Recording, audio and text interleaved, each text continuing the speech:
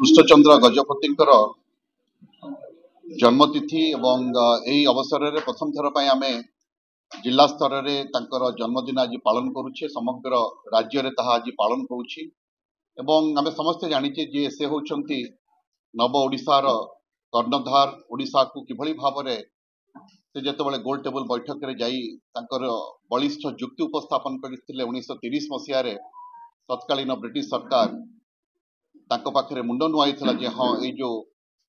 जुक्ति से बाढ़ी ताहा अकाट्य एवं सेथिपाई ओडिशा को एक स्वतंत्र राज्य भाव में मान्यता दिया जिबा दरकार। तेणु आज ये अवसर में आमे समस्ते ओडियावासी तांको पाखरे चिर ऋणी एवं सेतबले जो उपस्थापन करथिले जुक्ति एवं सी अन्य मानकटू भिन्न थिले। राजा माने साधारणतः क्रूर थांती युद्धरे तांकर युद्ध करिकिरी बा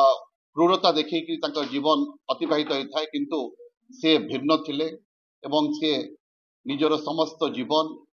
जनकल्याण पाई नियोजित करथिले एवं सेथिपाई आज से गोटे वार्ता मध्य दौरान जे जदि आमे भिन्न हो पारिबा निश्चित भाव में आमे चिर स्मरणीय रही पारिबा एवं जन आदृति लाभ करि पारिबा।